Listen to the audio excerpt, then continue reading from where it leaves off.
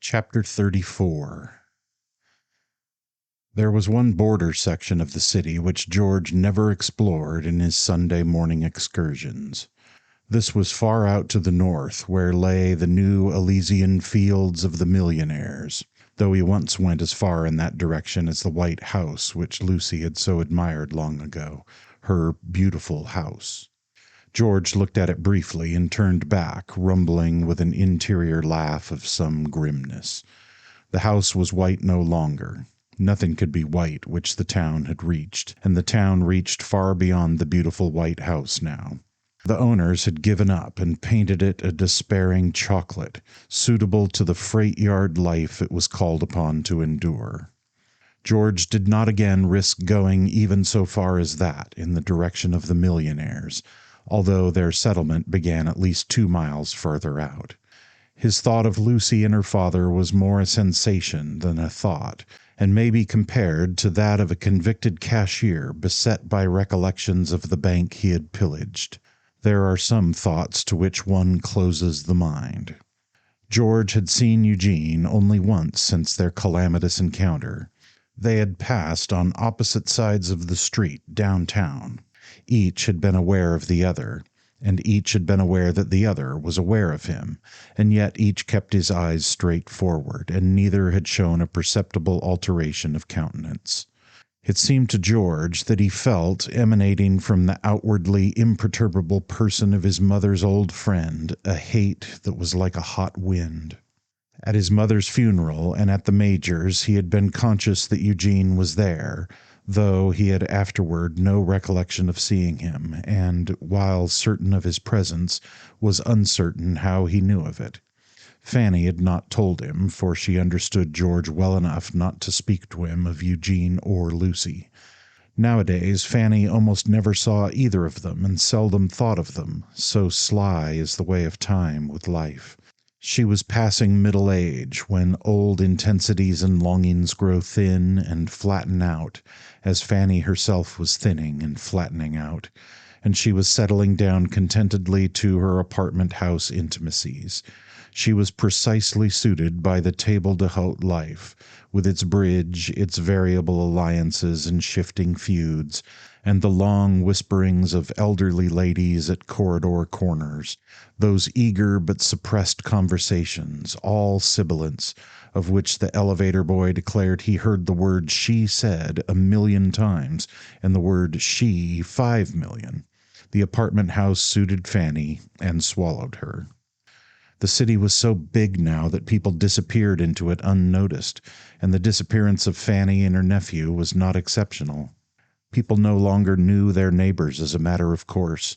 One lived for years next door to strangers, that sharpest of all the changes since the old days, and a friend would lose sight of a friend for a year and not know it.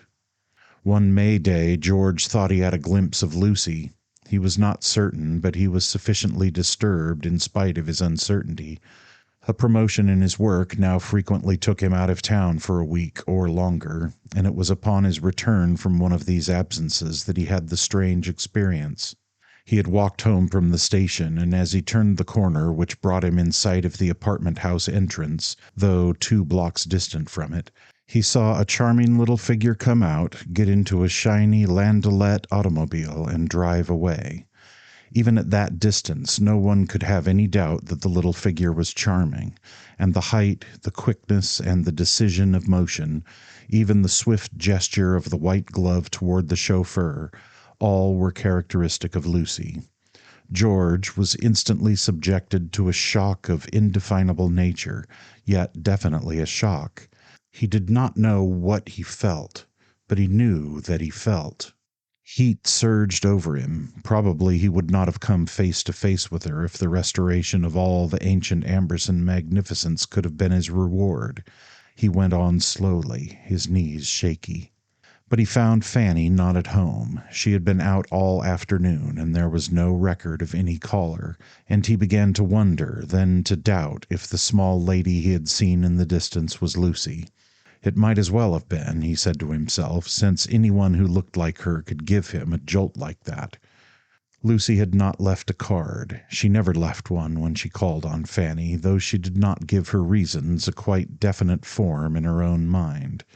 She came seldom. This was but the third time that year, and when she did come, George was not mentioned either by her hostess or by herself, an oddity contrived between the two ladies without either of them realizing how odd it was. For, naturally, while Fanny was with Lucy, Fanny thought of George, and what time Lucy had George's aunt before her eyes, she could not well avoid the thought of him. Consequently, both looked absent-minded as they talked, and each often gave a wrong answer, which the other consistently failed to notice. At other times, Lucy's thoughts of George were anything but continuous, and weeks went by when he was not consciously in her mind at all. Her life was a busy one. She had a big house to keep up. She had a garden to keep up, too, a large and beautiful garden. She represented her father as a director for half a dozen public charity organizations, and did private charity work of her own, being a proxy mother of several large families. And she had danced down, as she said, groups from 8 or 9 classes of new graduates returned from the universities, without marrying any of them. But she still danced, and she still did not marry. Her father, observing this circumstance happily, yet with some hypocritical concern, spoke of it to her one day as they stood in her garden. "I suppose I'd want to shoot him," he said with attempted lightness, "but I mustn't be an old pig. I'd build you a beautiful house close by, just over yonder." "No, no, that would be like," she began impulsively, then checked herself. George Amberson's comparison of the Georgian house to the Amberson mansion had come into her mind, and she thought that another new house, built close by for her, would be like the house the Major built for Isabel. Like what? Nothing. She looked serious, and when he reverted to his idea of some day grudgingly surrendering her up to a suitor, she invented a legend. "Did you ever hear the Indian name for that little grove of beech trees on the other side of the house?" she asked him. "No, and you never did either," he laughed. "Don't be so sure. I read a great deal more than I used to, getting ready for my bookish days when I'll have to do something solid in the evenings, and won't be asked to dance any more, even by the very youngest boys who think it's a sporting event to dance with the oldest of the older girls. The name of the grove was Loma Nasha, and it means they couldn't help it. Doesn't sound like it. Indian names don't. There was a bad Indian chief lived in the grove before the white settlers came. He was the worst Indian that ever lived, and his name was Vendona. That means rides down everything." "What?" "His name was Vendona, the same thing as rides down everything." "I see," said Eugene thoughtfully. He gave her a quick look, and then fixed his eyes upon the end of the garden path. "Go on." "Vendona was an unspeakable case," Lucy continued. "He was so proud that he wore iron shoes, and he walked over people's faces with them. He was always killing people that way, and so at last the tribe decided that it wasn't a good enough excuse for him that he was young and inexperienced. He'd have to go. They took him down to the river and put him in a canoe and pushed him out from shore, and then they ran along the bank and wouldn't let him land, until at last the current carried the canoe out into the middle, and then on down to the ocean, and he never got back. They didn't want him back, of course, and if he'd been able to manage it, they'd have put him in another canoe and shoved him out into the river again. But still, they didn't elect another chief in his place. Other tribes thought that was curious and wondered about it a lot. But finally they came to the conclusion that the Beech Grove people were afraid a new chief might turn out to be a bad Indian too, and wear iron shoes like Vendona. But they were wrong, because the real reason was that the tribe had led such an exciting life under Vendona that they couldn't settle down to anything tamer. He was awful, but he always kept things happening. Terrible things, of course. They hated him, but they weren't able to discover any other warrior that they wanted to make chief in his place. I suppose it was a little like drinking a glass of too strong wine and then trying to take the taste out of your mouth with barley water. They couldn't help feeling that way. I see, said Eugene. So that's why they named the place They Couldn't Help It. It must have been. And so you're going to stay here in your garden, he said musingly. You think it's better to keep on walking these sunshiny gravel paths between your flower beds and growing to look like a pensive garden lady in a Victorian engraving. I suppose I'm like the tribe that lived here, Papa. I had too much unpleasant excitement. It was unpleasant, but it was excitement. I don't want any more. In fact, I don't want anything but you. You don't? He looked at her keenly, and she laughed and shook her head, but he seemed perplexed, rather doubtful. What was the name of the grove? He asked. The Indian name, I mean? Molahaha. No, it wasn't. That wasn't the name you said. I've forgotten. I see you have, he said, his look of perplexity remaining. Perhaps you remember the chief's name better. She shook her head again. I don't. At this he laughed, but not very heartily, and walked slowly to the house, leaving her bending over a rose bush, and a shade more pensive than the most pensive garden lady in any Victorian engraving. Next day it happened that this same Vendona, or rides down everything, became the subject of a chance conversation between Eugene and his old friend Kinney, father of the fire-topped Fred. The two gentlemen found themselves smoking in neighboring leather chairs beside a broad window at the club after lunch. Mr. Kinney had remarked that he expected to get his family established at the seashore by the 4th of July, and, following a train of thought, he paused and chuckled. 4th of July reminds me, he said. Have you heard what that Georgie Minifer is doing? No, I haven't, said Eugene, and his friend failed to notice the crispness of the utterance. Well, sir, Kinney chuckled again, it beats the devil. My boy Fred told me about it yesterday. He's a friend of this young Henry Akers, son of F.P. Akers of the Akers Chemical Company. It seems this young Akers asked Fred if he knew a fellow named Minifer, because he knew Fred had always lived here, and young Akers had heard some way that Minifer used to be an old family name here, and was sort of curious about it. Well, sir, you remember this young Georgie sort of disappeared after his grandfather's death, and nobody seemed to know much what had become of him, though I did hear once or twice that he was still around somewhere. Well, sir, he's working for the Akers Chemical Company out at their plant on the Thomas Vile Road. He paused, seeming to reserve something to be delivered only upon inquiry, and Eugene offered him the expected question, but only after a cold glance through the nose-glasses he had lately found it necessary to adopt. What does he do? Kinney laughed and slapped the arm of his chair. He's a nitroglycerin expert. He was gratified to see that Eugene was surprised, if not indeed a little startled. He's what? He's an expert on nitroglycerin. Doesn't that beat the devil? Yes, sir. Young Akers told Fred that this George Minifer had worked like a hound dog ever since he got started out at the works. They have a special plant for nitroglycerin way off from the main plant, of course, in the woods somewhere, and George Minifer's been working there, and lately they put him in charge of it. He oversees shooting oil wells, too, and shoots 'em himself sometimes. They aren't allowed to carry it on the railroads, you know. Have to team it. Young Akers says George rides around over the bumpy roads sitting on as much as 300 quarts of nitroglycerin. My Lord! Talk about romantic tumbles. If he gets blown sky high someday, he won't have a bigger drop when he comes down than he's already had. Don't it beat the devil? Young Akers said he's got all the nerve there is in the world. Well, he always did have plenty of that.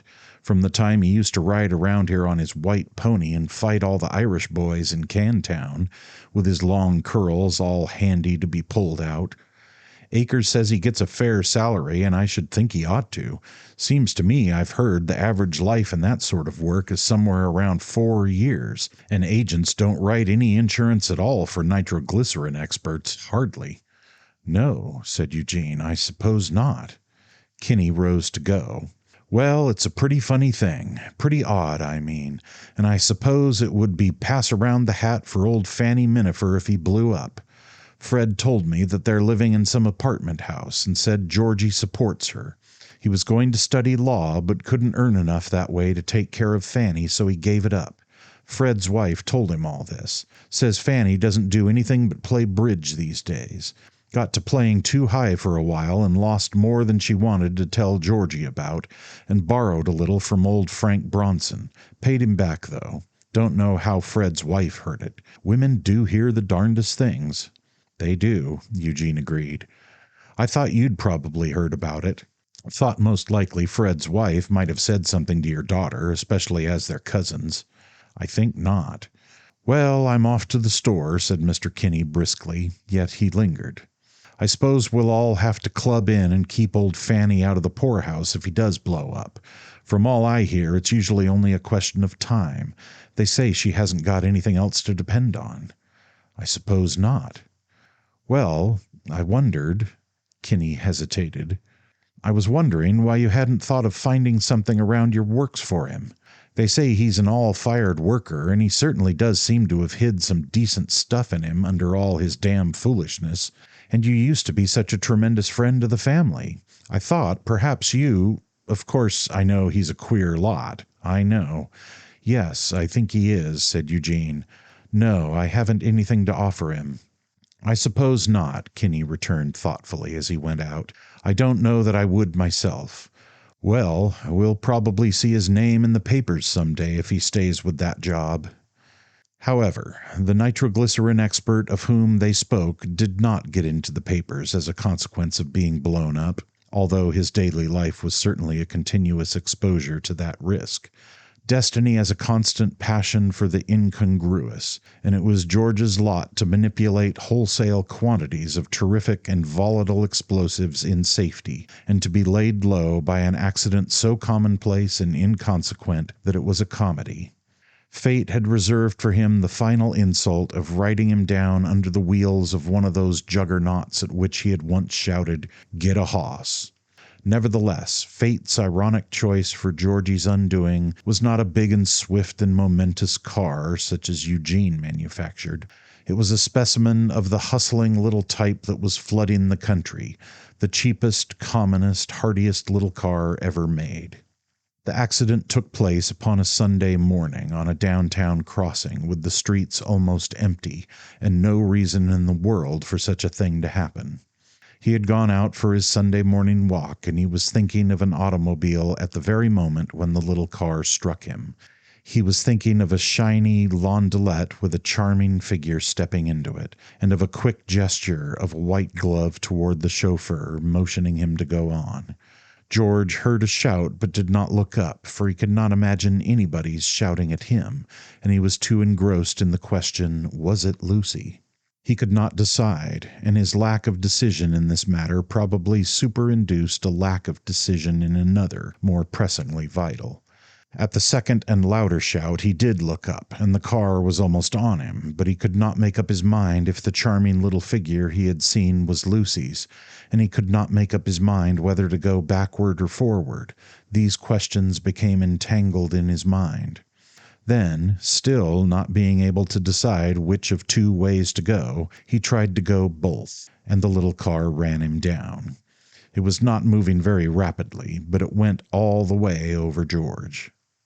He was conscious of gigantic violence, of roaring and jolting and concussion, of choking clouds of dust shot with lightning about his head. He heard snapping sounds as loud as shots from a small pistol, and he was stabbed by excruciating pains in his legs. Then he became aware that the machine was being lifted off of him. People were gathering in a circle round him, gabbling. His forehead was bedewed with the sweat of anguish, and he tried to wipe off this dampness, but failed. He could not get his arm that far. "Never mind," a policeman said, and George could see above his eyes the skirts of the blue coat covered with dust and sunshine. "Ambulance be here in a minute. Never mind trying to move any. You want 'em to send for some special doctor?" "No," George's lips formed the word. "Or to take you to some private hospital?" "Tell them to take me," he said faintly, "to the city hospital." "All right. A smallish young man in a duster fidgeted among the crowd, explaining and protesting, and a strident-voiced girl, his companion, supported his argument, declaring to everyone her willingness to offer testimony in any court of law that every blessed word he said was the God's truth. "It's the fella that hit you," the policeman said, looking down on George. "I guess he's right. You must have been thinking about something or other. It's wonderful the damage them little machines can do. You'd never think it. But I guess they ain't much case against the fella that was driving it." "You bet your life they ain't no case on me," the young man in the duster agreed, with great bitterness. He came and stood at George's feet, addressing him heatedly. "I'm sorry for you, all right, and I don't say I ain't. I ain't holding nothing against you, but it wasn't any more my fault than the State House. You run into me much as I run into you, and if you get well you ain't going to get not one single cent out of me. This lady here was settin' with me, and we both yelled at you. Wasn't going a step over 8 miles an hour. I'm perfectly willing to say I'm sorry for you, though, and so's the lady with me. We're both willing to say that much, but that's all, understand?" George's drawn eyelids twitched. His misted glance rested fleetingly upon the two protesting motorists, and the old imperious spirit within him flickered up in a single word. Lying on his back in the middle of the street, where he was regarded by an increasing public as an unpleasant curiosity, he spoke this word clearly from a mouth filled with dust, and from lips smeared with blood. It was a word which interested the policeman. When the ambulance clanged away, he turned to a fellow patrolman who had joined him. "Funny what he says to the little cuss that done the damage. That's all he did call him, nothing else at all, and the cuss had broke both his legs for him and God knows what all. I wasn't there then. What was it? Riff-raff."